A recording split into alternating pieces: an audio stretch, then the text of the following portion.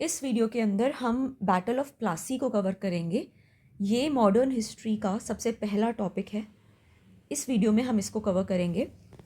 सबसे पहले है what is the battle of Plassey. ये है क्या चीज़, ये लड़ी कब गई थी? ये लड़ी गई थी 23 जून को 1757 को। इस साल में इस तारीख को लड़ी गई थी।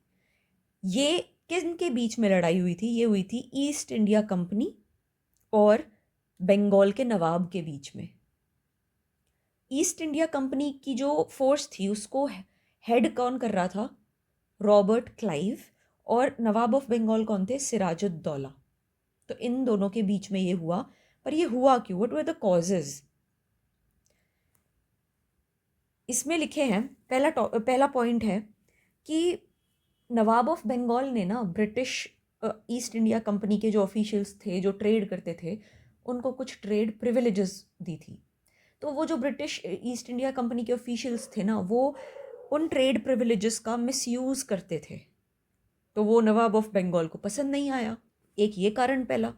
दूसरा कारण था कि जो ब्रिटिश ईस्ट इंडिया कंपनी के लोग थे, वर्कर्स थे, ये ट्रेड तो करते थे लेकिन टैक्स और ड्यूटी पे नहीं करते थे। ये भी गलत। ये इस चीज़ ने भी नवाब ऑफ बंगाल का दिमाग ख़राब कर दिया। तीसरा पॉइंट है कि नवाब की परमिशन के बिना ब्रिटिश ईस्ट इंडिया कंपनी ने क्या करा? कलकत्ता को फोर्टिफाई करना शुरू कर दिया। नवाब तो सिराजुद्दौला थे ना, उनकी मर्जी के बिना आप उनकी जगह को, जहाँ के वो नवाब हैं, उसको आप फोर्टिफाई कैसे करवा सकते हो? ये एक पॉइंट बन गया। चौथा पॉइंट था कि ये लोग जो है ये नवाब को, सिराजुद्दौला को मिसलीड करते थे बहुत ज़्यादा।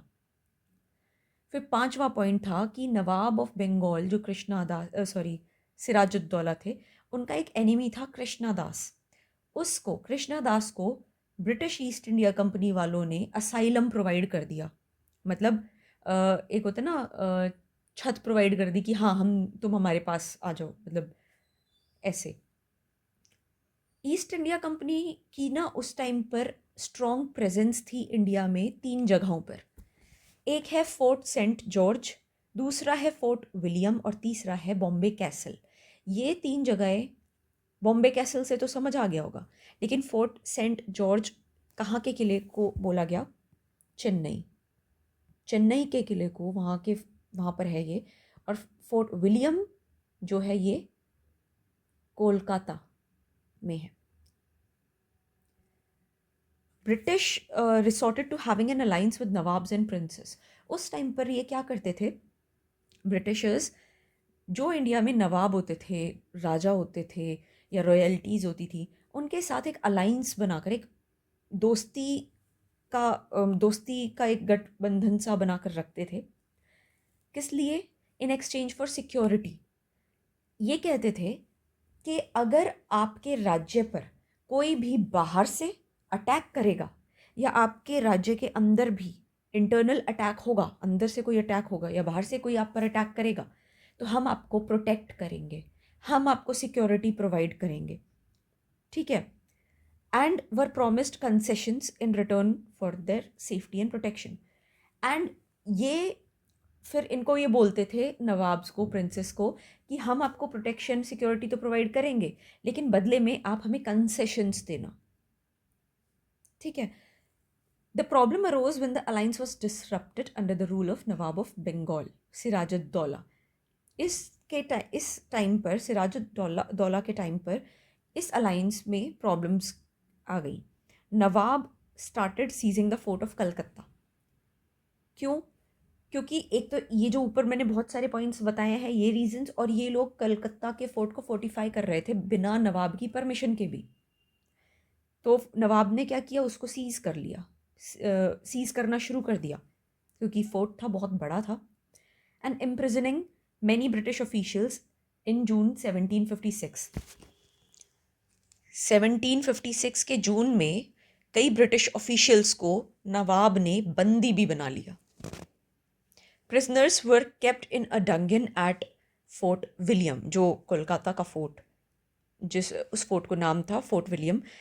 के अंदर उन प्रिजनर्स को रखा, एक आप कह सकते हो एक इतने छोटे से काल कोठरी की तरह आप कह सकते हो।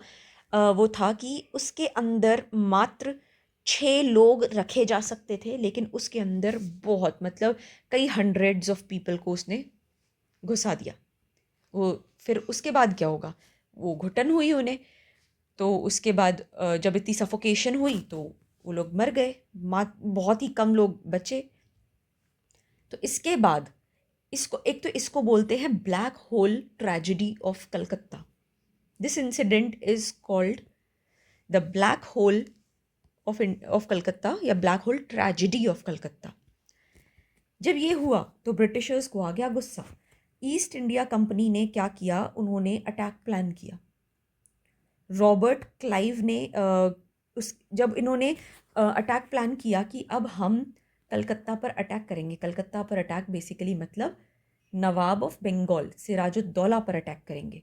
तो उसके बाद रॉबर्ट क्लाइव ने मीर जाफ़र, जो कि नवाब की आर्मी का कमांडर इन चीफ था, उसको ब्राइब दी, उसको रिश्वत दी और अपनी तरफ कर लिया। और उसको प्रॉमिस किया कि अगर तुम हमारी मदद करोगे ना और हम जीत गए तो हम तुम्हें बंगाल का नवाब बना देंगे। मीर जाफ़र, ठीक है, ये रहा Mir Jafar, the commander in chief of nawabs army. उसको ब्राइब किया, उसको रिश्वत दी। बैटल ऑफ प्लासी जो है, इट वॉज फॉट एट पलाशी, और ये एक जगह है on the banks of Bhagirathi river near Calcutta. और ये कब हुआ, 23 जून को 1757।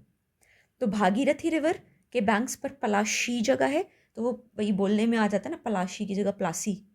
वो जब 3 घंटे हो गए ना इंटेंस फाइटिंग होते हुए, there was a heavy downpour. One of the reasons for the defeat of nawab was the lack of planning to protect their weapons. ठीक है, उनके पास माना बहुत तकरीबन 50,000 सोल्जर्स थे नवाब की आर्मी के पास। 40 कैनन्स थे, 10 एलिफेंट्स थे जो लड़ाई में यूज़ होते हैं, और ब्रिटिशर्स के सिर्फ 3,000 सोल्जर्स थे। सो 50,000 की आर्मी और 3,000 की आर्मी। जीता कौन, 3,000 की आर्मी, ब्रिटिशर्स। क्यों, बहुत सारे रीजंस थे। एक तो ये लोग जब हारने लगे ना, तो इनको ये नहीं पता था कि इनके पास बहुत सारे वेपन्स थे, उन्हें बचाएं कैसे, अपने वेपन्स को कैसे सुरक्षित रखें। तो इस वजह से and the table turned in favour of the British army. Effects of battle of Plassey, इससे क्या इफेक्ट्स पड़े, 2 तरीके के पड़े, एक तो पॉलिटिकल और एक इकोनॉमिक। पॉलिटिकल में सबसे पहले पॉइंट जो लिखा है, battle of Plassey resulted at the end of French forces. ठीक है, क्योंकि जब बैटल ऑफ प्लासी हुआ ना, उसके बाद जो ब्रिटिशर्स हैं इनको एक स्ट्रॉन्ग होल्ड मिल गया, आप कह सकते हो। एक इन्होंने अपना जगह बना ली इंडिया में रूल करने के लिए। क्योंकि उस टाइम पर, अब बॉम्बे ले लीजिए, आप मद्रास ले लीजिए, इन दोनों से ज़्यादा इम्पॉर्टेंट रीजन था बंगाल। ठीक है, तो सबसे इम्पॉर्टेंट जगह बंगाल पे अगर कब्जा हो गया जिसका, वो तो फिर रूल करेगा ही। तो it resulted at the end of French forces. Mir Jafar को नवाब बना दिया।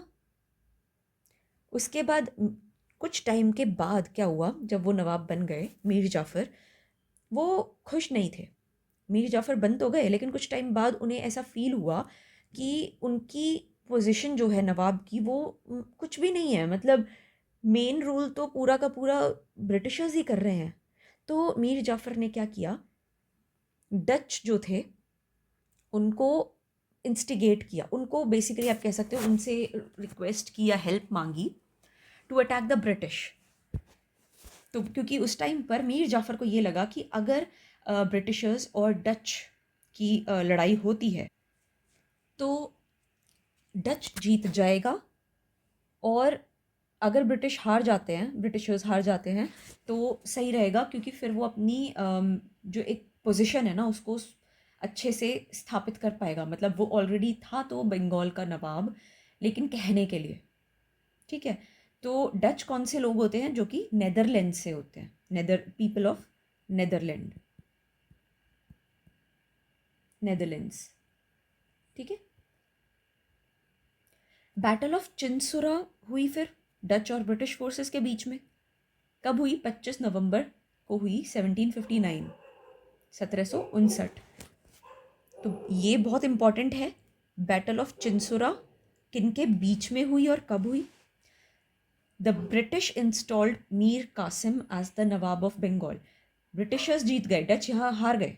ठीक है, बेचारा मीर जाफर जिसको रिक्वेस्ट किया कि मेरी हेल्प करो डच वालों, मेरी तरफ से लड़ो, ब्रिटिशर्स को हराओ, लेकिन वो हार गए, ब्रिटिशर्स जीत गए।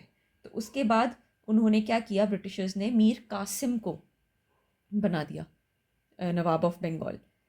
और जो मीर कासिम था वो आप कह सकते हो, खैर ये ज़रूरी तो नहीं है, जैसे ये जो मीर जाफ़र था ना, ये ससुर था मीर कासिम का। फिर British became the paramount European power in Bengal, क्योंकि फ्रेंच फोर्सेस ख़त्म, डच फोर्सेस ख़त्म, बचा कौन उस टाइम पर मेजर पावर में? ये Britishers. Robert Clive was titled Lord Clive और बेरन ऑफ प्लासी, क्योंकि उनके लिए तो बहुत बड़ी जीत थी। बंगाल जीत लिया, मतलब पता नहीं क्या क्या जीत लिया, पूरा इंडिया ही जीत लिया फिर तो रॉबर्ट क्लाइव ने हेड किया था उस आर्मी को, इसलिए रॉबर्ट क्लाइव को लॉर्ड क्लाइव और बेरन ऑफ प्लासी भी का टाइटल भी मिला। और इसके बाद जब वो वापस गए ब्रिटेन, तो वहाँ पर ब्रिटिश हाउस ऑफ कॉमन्स में वो उनको सीट भी मिल गई। ठीक है। इकोनॉमिक इफ़ेक्ट्स क्या थे? दो ही थे कि पूरे देश की इकोनॉमी बहुत सीवियरली अफेक्ट हुई। ठीक है, क्योंकि Bengal was a very strong and important region, कि ऐसा था उस टाइम पर कि जिसने बंगाल पर कब्जा कर लिया उस टाइम पर, उसने मानो पूरे देश पर कब्जा कर लिया, पूरे इंडिया पर कब्जा कर लिया। तो वहाँ से बहुत ज़्यादा इकोनॉमी को आप कह सकते हैं इन्फ्लुएंस किया जाता था।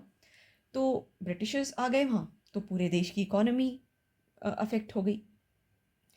And post the victory British started imposing severe rules and regulations on the inhabitants of Bengal in the name of tax collection. बहुत बुरा हाल किया उन्होंने।